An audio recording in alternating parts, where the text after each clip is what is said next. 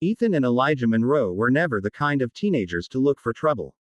Identical in appearance but vastly different in personality, they were new to Timber High, a school known for its sharp corridors, shallow friendships, and deep-rooted social hierarchies. Their family had just moved from a small town after their parents, both ex-military officers, accepted jobs as private self-defense instructors in the city. From the moment they arrived, the Monroe twins drew attention, not just because of their sharp features, piercing blue eyes, and athletic builds, but because of the silent confidence they carried. They didn't speak much. They didn't need to. They moved like water, calm but powerful, and something about them unsettled the usual bullies who ran the school like a gang of hyenas circling the weak. On the first day, whispers echoed in the hallways. New kids. Think they're tough. They're twins. Creepy. Huh. Bet they cry like babies once they meet Travis and his crew. Travis Beckett was the self-proclaimed king of the junior class. Built like a tank, with a smirk that could melt ice, and not in a good way, he had a reputation for hunting the new, the quiet, and the different. Alongside him were his loyal lackeys. Jared, a wiry loudmouth with cruel eyes, and Dax, whose fists often did the talking. Travis wasn't used to being ignored, and that's exactly what the Monroe twins did. Day after day, Ethan and Elijah walked through the chaos of Timber High as if it were a breeze, dodging taunts with simple glances, never flinching at insults. They spent their lunch breaks under the oak tree behind the gym, reading books or running quiet sparring drills with their eyes alone, communicating through years of silent language learned on dojo mats and backyard training grounds. But silence, as always, is fuel to fire in the world of bullies. Travis couldn't take it anymore. They think they're better than us, he snarled one afternoon, slamming his locker shut so hard it echoed through the halls. Tomorrow, we corner them. Let's see what kind of freaks they really are. As the sun rose the next morning, Ethan and Elijah moved through the school like they always did, silent, observant, unfazed. But something in the air had shifted. You could feel it in the stares that lingered a little too long, in the chuckles behind their backs, in the way the teachers seemed to sense the tension but chose to ignore it. That afternoon, it happened. The final bell rang, echoing freedom across the halls. But as the twins exited the rear doors of the school, heading toward their usual quiet spot, they were met with a wall of flesh and sneers. Travis stood in the middle, arms crossed, flanked by Jared and Dax. Behind them, a half-circle of students formed, phones ready to record. The wolves had trapped their prey.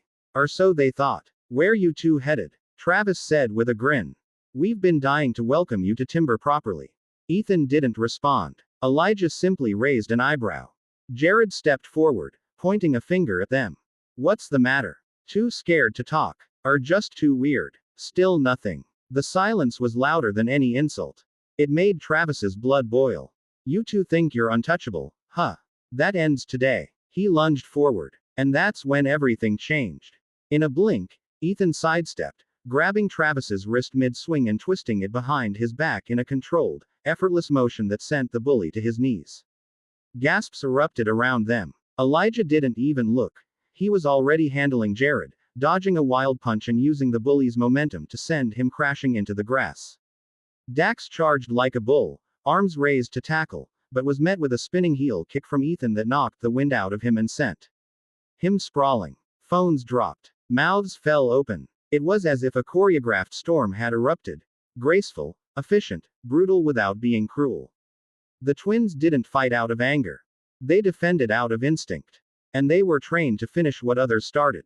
Within seconds, the self-proclaimed alphas of Timber were groaning on the ground, clutching wrists, ribs, and egos. The crowd didn't cheer. They didn't speak. No one had ever seen anything like it.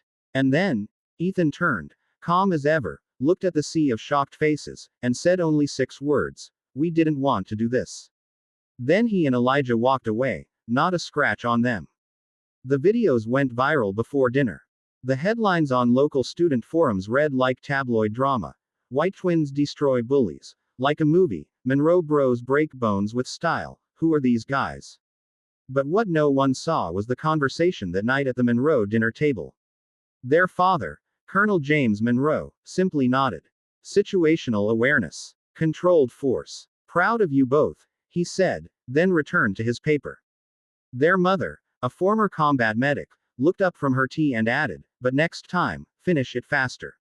They're amateurs. The twins chuckled quietly. They weren't raised to show off. They were raised to be prepared. The next day, school was silent. Travis didn't show up. Jared wore a wrist brace. Dax limped through the hallway, eyes down. And Ethan and Elijah, they walked as they always had. Silent, calm, unreadable. But this time, no one dared whisper. No one dared follow. They had earned something rare in high school: respect and fear. Viewers, if this story fired you up, if watching The Quiet Rise and Stand Tall gives you chills, then hit that subscribe button right now. We've got more powerful, real, jaw-dropping stories just like this one coming your way. You don't want to miss the next move, the next twist, or the next storm. Because sometimes, the ones you overlook are the ones trained to overcome. Subscribe and stay strong.